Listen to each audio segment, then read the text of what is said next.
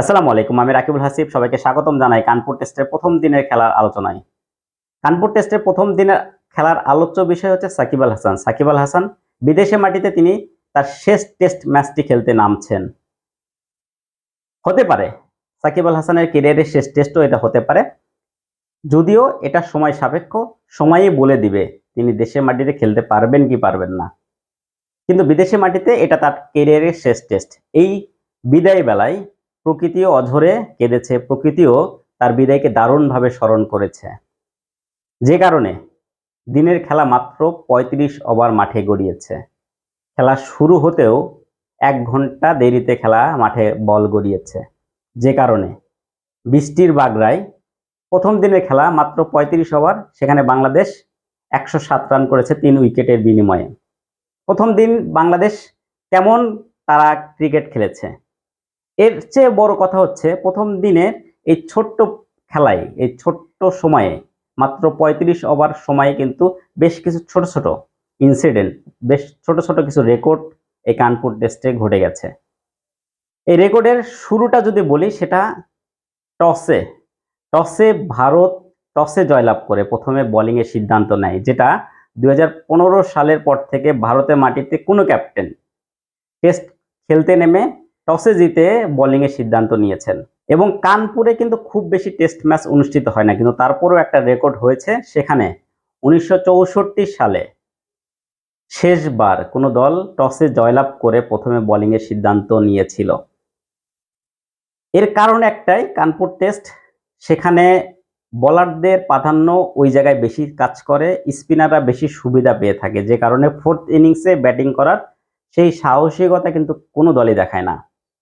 যে কারণে বাংলাদেশ হয়তোবা তাদের দল সাজাতে গিয়ে বেশ বুদ্ধিমানের পরিচয় আমি বলবো দিয়েছে। তারা বাড়তি একজন স্পিনার ইনক্লুড করেছে তাদের দলে। কিন্তু ভারত, তারা কিন্তু অপরিবর্তিত একাদশ নিয়ে মাঠে নেমেছে।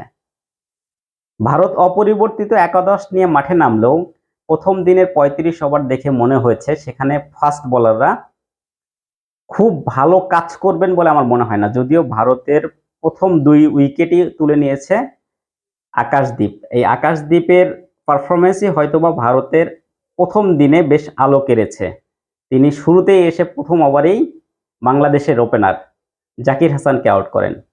তবে জাকির হাসানের ব্যাপারে একটু বলি, জাকির হাসানও ছোট্ট একটা রেকর্ড করেছেন। তিনি ০ রানে আউট হয়েছেন, কিন্তু ০ রানে আউট হওয়ার আগে তিনি ২৪টি বল মোকাবেলা করেন। বাংলাদেশি কোনো ওপেনার এখন পর্যন্ত টেস্ট ইতিহাসে ০ রানে আউট হয়েছেন, কিন্তু সবচেয়ে বেশি বল খেলা কিন্তু ক্রিকেটার এখন জাকির হাসান। এর আগে এই রেকর্ডটি সম্ভবত ইমরুল কায়েসের ছিল, তিনি ১৬ বল মোকাবেলা করে ০ রানে আউট হয়েছিলেন। যাই হোক, জাকির হাসানের যে আউটটি তিনি হয়েছেন গালি অঞ্চল থেকে, অসাধারণ একটি ক্যাচ নিয়েছেন জাসওয়ালের ওই ক্যাচটিও কিন্তু কিছুটা কিঞ্চিত হলেও অনেকের মনে সন্দেহ তৈরি করেছে। দ্বিতীয় উইকেট তিনি আবারও পরের ওভারেই নিয়েছেন, সাদমান ইসলামকে এলবিডব্লিউর ফাঁদে ফেলেছেন। সেটাও একটা প্রশ্নবিদ্ধ সবার কাছেই করেছে। ডিআরএস সেটা কতটা সঠিক কাজ করেছে এটা নিয়েও কিন্তু একটা বেশ আলোচনা হচ্ছে। হয়তোবা এই আলোচনাগুলো হবে, এটাই স্বাভাবিক। ভারত বাংলাদেশের ম্যাচে এই ঘটনাগুলো এর আগেও ঘটেছে। তবে দিন শেষে বাংলাদেশ প্রথম দিনের খেলায় যে ৩টি উইকেট হারিয়েছে, এটা বাংলাদেশকে কিছুটা ব্যাকফুটে দিয়েছে, কিন্তু এখান থেকে ভালো করার সম্ভাবনা অনেক রয়েছে। এখান থেকেও চাইলে বাংলাদেশ কিন্তু ভালো করতে পারে।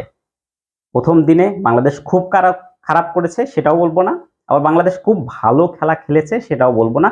তবে কানপুর টেস্টে প্রথম ২-৩ দিন আমার কাছে মনে হয় সেখানে ব্যাটিং করাটা বেশ সহজই হবে, কিন্তু পরবর্তীতে কিন্তু স্পিনাররা ভালো করবে বলে আমার কাছে মনে হয়। বিশেষ করে ভারতীয় ফাস্ট বোলাররা যেভাবে বল করেছে সেখানে খুব বেশি মুভমেন্ট কিন্তু দেখা যায়নি। বাংলাদেশ চাইলে তারা তাদের সেরাটা যদি দিতে পারে, হয়তো বা একটা ভালো স্কোর গড়তে পারে।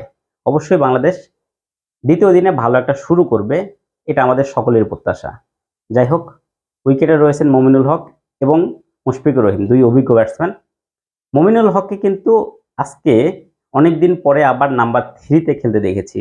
আমার মনে হয় যেটা লাস্ট সর্বশেষ ১৬টি ইনিংস তিনি ৪ নম্বরে খেলেছেন। যদিও ক্যারিয়ারের দীর্ঘ সময় তিনি ৪-এ ব্যাট করেছেন, তিনি ৪ নম্বরে কিন্তু বেশ সফল। বিশেষ করে ৩ নম্বরের চেয়ে ৪ নম্বরে বেশ সফল তার ক্যারিয়ার জুড়েই।